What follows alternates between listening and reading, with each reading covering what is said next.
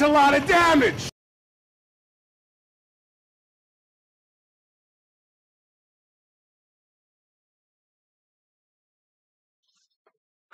Huntanil Tuli and Mildanine, and thank you once again for joining me. My name is Airmil, and today we will be looking at the second half of Critical Role's third campaign, Episode 2, A Trial by Firelight.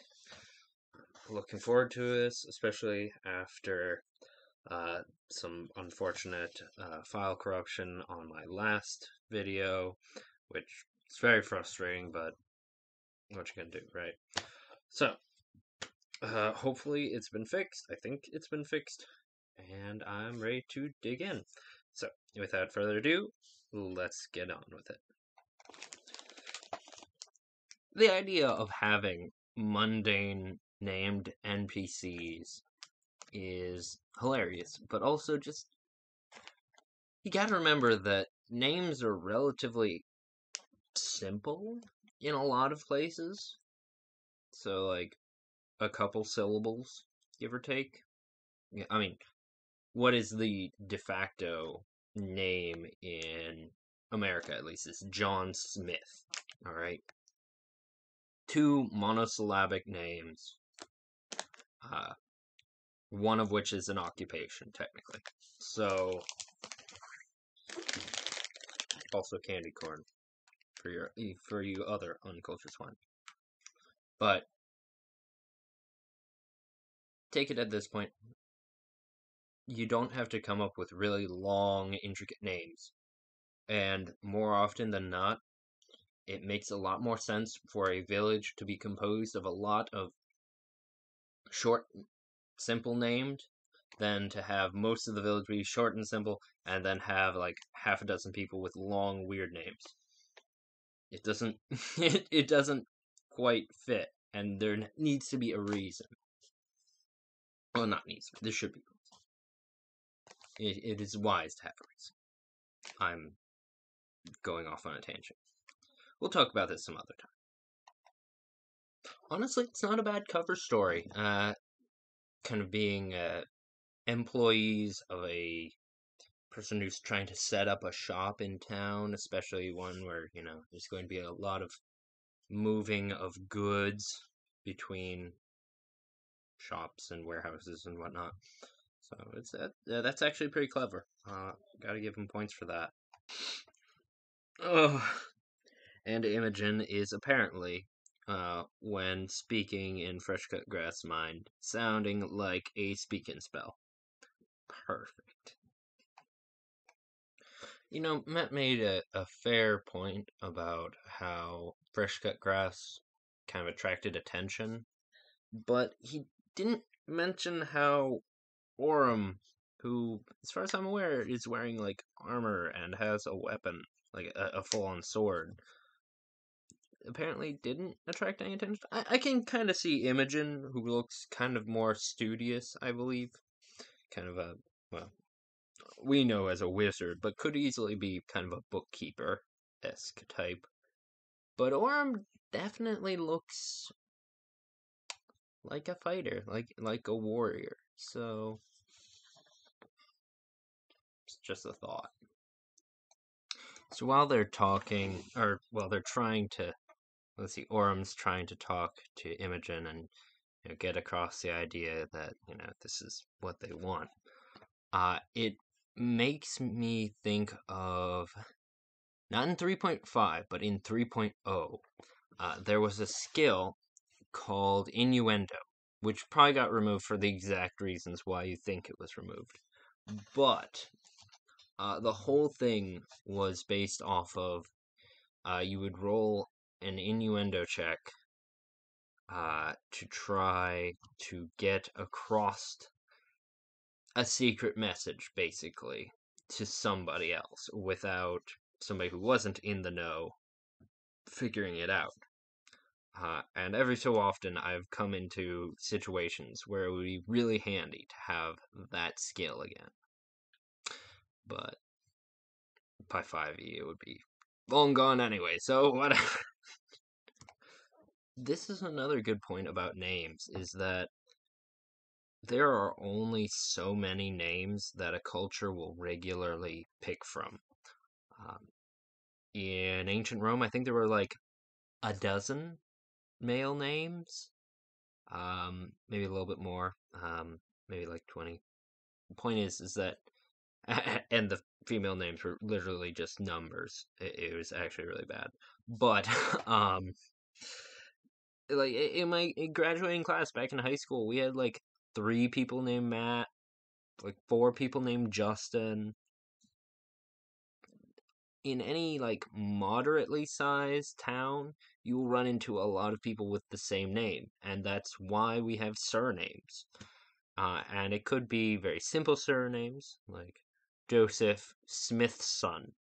His father was a smith, so he is the son of a smith. Get the idea. Tailor, etc. Any profession, or if you want other surnames, a lot of times you'll get the idea of place name.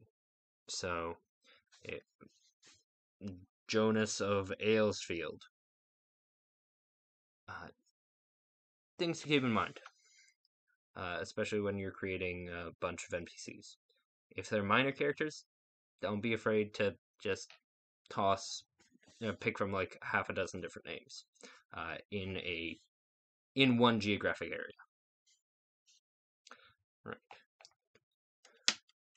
Imogen's telepathic abilities intrigue me greatly. I'm not going to lie. I want to learn more. Is this what is this? Is this a subclass feature, whatever you want to call it, that I'm not aware of, or is this? I was pretty sure that Imogen was just baseline human, but I could be wrong. Interesting. I really hope that I remember this episode next time any of my players try to read the minds of an NPC. Just, I'm hungry. I want a sandwich. Maybe with cheese. Goat milk cheese. It's a bit frothy, but I like the frothy. Just like listening to that, I can just see my players' hearts breaking and their spirits just being worn down as they laugh and know that they're not getting anywhere. I like breaking and entering. It's a hobby. Man, if I haven't heard some variation of that before. Watching the amount of discomfort of Robbie picking up Misha, their characters especially, but oh man, it makes me think of 2 very straight guys having to flirt with each other. Oh, it warms my heart. It's funny stuff. I'm not gonna lie, up until this point, I imagined most of the city like within massive spires. Like, if you took a stalagmite the size of like a small mountain and hollowed it out and built a city inside of it, that's how I was imagining it. I can only assume now that that's not quite the case. But this is still cool. I guess it would be the same, but on the outside, just kind of built up a bit Minas Tirith like, which is still cool. And I might have to just tuck the other one away for another time, maybe into my own campaign. Haha. You as well, Solo? Mm-hmm. Do you have any children?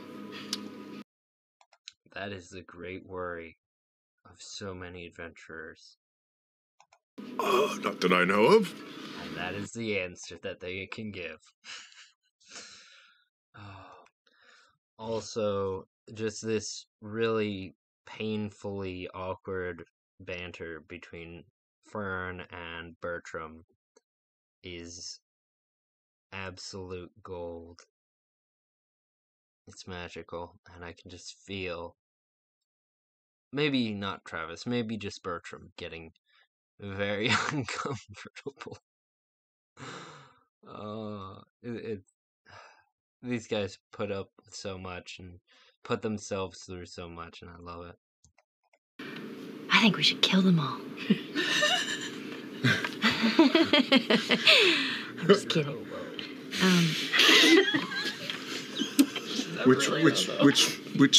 Who were you in that? Were you talking about the people inside the warehouse or just everyone? Everyone. Unless you want to. Obviously, everybody in the world. What the fuck? Fern is beginning to worry me just a little bit. Remember. Your sense of humor is very hard to lock down. Oh god. What is this shit? Oh, I can kind of pick locks too. As in hit them with a hammer. I don't just hit things with a hammer. I like hitting things with a hammer. It's a very nice hammer. True words from the barbarian. Team backdoor. I guess we are circling back to rolling for innuendo. And naturally, team full frontal. Because no matter how old a D&D player actually is, we are all, in our hearts, 9. Also, here we are at 3 hours, 53 minutes in. Somebody has pulled a pastry out of their pocket. A bit of lint gets kicked off and just goes and eats it. And I'm having flashbacks to Jester. What beautiful callbacks that are just very subtle. Okay, I don't know what Fresh Cut Grass is at the moment casting. It feels like some sort of empathic link. We're at 4 hours and 2 minutes in. You feel a sense of curiosity from your good friend Fresh Cut Grass, and Liam's just like, and that is the exact kind of response that I would have hoped for as a DM. I love it. It's great. Whew, what a note to end on. The party split up into, 4 groups now? Let's see. 2 off, chasing Danis. 1 in front, a few in back, and Anorum inside, split up into 4 separate groups.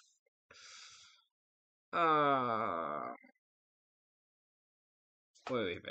What a chaotic mess. But so good. I'm enjoying it. I'm enjoying finding out all the weird abilities they have. I didn't expect Dorian to have winged boots. Is that more common in 5th ed? Because I know in 3.5 that's pretty expensive, kind of thing. But I don't know. I recall that, half of these characters are from previous campaigns, so I guess they would have fancy gear, but alright then. Yeah, never split the party. So much for that. But yeah, it'll be fun to watch them. So I'm going to, let's see. When this goes up, it'll be Thursday, and Thursday evening is the next session. So here's looking forward to tonight's session. And if you enjoyed this, I know it's a little bit extra rambly, but I hope you did enjoy this. Thank you again for joining me. Hantanya to Lien Mildanin, and until we meet again, farewell. 10 XP for listening to the DM Ramble. Did anybody level up?